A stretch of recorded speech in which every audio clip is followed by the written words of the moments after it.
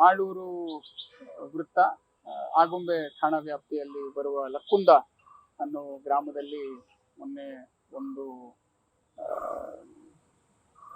ಸುಲಿಗೆ ಪ್ರಕರಣ ದಾಖಲಾಗಿದೆ. ಈ ಪ್ರಕರಣದಲ್ಲಿ ವಿಶಾಲಾಕ್ಷಿ ಅನ್ನೋ ಒಬ್ಬ ವೃದ್ಧೆ ಸುಮಾರು 74 ವರ್ಷದವಳು ಇರ್ತಾಳೆ. ಅವರು ಮನೆಯಲ್ಲಿದ್ದಾಗ ಯಾರೋ ಅಪರಿಚಿತರು ಒಂದಿಬ್ರು ಬಂದ್ಬಿಟ್ಟು ನಮಗೆ ಕುಡಿಯೋದಕ್ಕೆ ನೀರು ಕೊಡಿ ಅಂತ ಕೇಳಿ ಯಾವಾಗ ಅವಳು ನಿರಾಕರಿಸ್ತಾರೆ ಅವರಲ್ಲೇ ಬಚ್ಚಿಟ್ಕೊಂಡಿರ್ತಾರೆ. ಒಂದು ಅರ್ಧ ಗಂಟೆ ಆದ್ಮೇಲೆ ಇವರು ಬಾಗಿಲನ್ನ ತೆರೆದಾಗ ಅವಾಗ ಇವರು ಒಳಗಡೆ ಎಂಟರ್ ಆಗಿ ನಂತರ ಅವಳಿನ ಆ ವೃದ್ಧೆಯನ್ನ ಅವರು ಒಂದು ಕಡೆ ಕಟ್ಟಾಕಿ ಮನೆಯಲ್ಲಿದ್ದಂತಹ 174 ಗ್ರಾಂ ಗೋಲ್ಡ್ನ ಮತ್ತೆ ಒಂದು ಸ್ವಲ್ಪ ನಗದನ್ನ ತಗೊಂಡು ಹೋಗಿದ್ದಾರೆ. ಅದಾದ ನಂತರ ವೃದ್ಧೆ ಅವರು ಅಲ್ಲಿಂದ ತಪ್ಪಿಸ್ಕೊಂಡು ನಂತರ ಅವರ ಹತ್ತಿರದಲ್ಲಿ ಒಂದು ಸರ್ಕಲ್ ಬರುತ್ತೆ, ಆ ಸರ್ಕಲ್ ಅಲ್ಲಿ ಬಂದು ಅವರು ಮನೆಯವರಿಗೆ ಫೋನ್ ಮಾಡಿ ಈ ವಿಚಾರವನ್ನ ತಿಳಿಸಿದ್ದಾರೆ.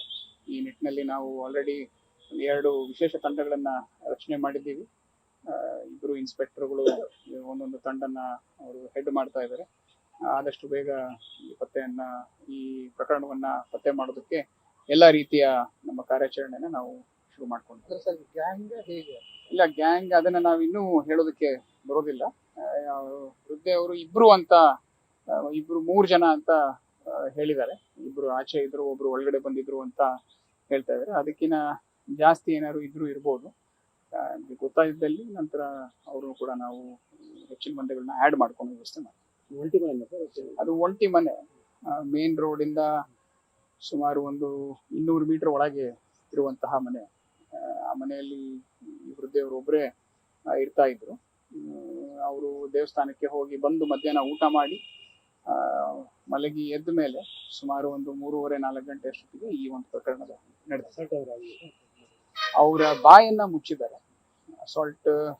ಅದನ್ನು ಅಸಾಲ್ಟ್ ಅಂತಾನೆ ನಾವು ಹೇಳ್ಬೋದು. ಅವ್ರ ಬಾಯನ್ನ ಮುಚ್ಚಿ ನಂತರ ಅವ್ರನ್ನ ಕಟ್ಟಾಕಿ ಈ ಎಲ್ಲ ಏನು ಉಪಕರಣಗಳ ಬಗ್ಗೆ ನಾವೇನು ಹೇಳಿದ್ವಿ ಅದನ್ನ ಅವರು ತಗೊಂಡು ಅಲ್ಲಿಂದ ಹೋಗಿದ್ದಾರೆ.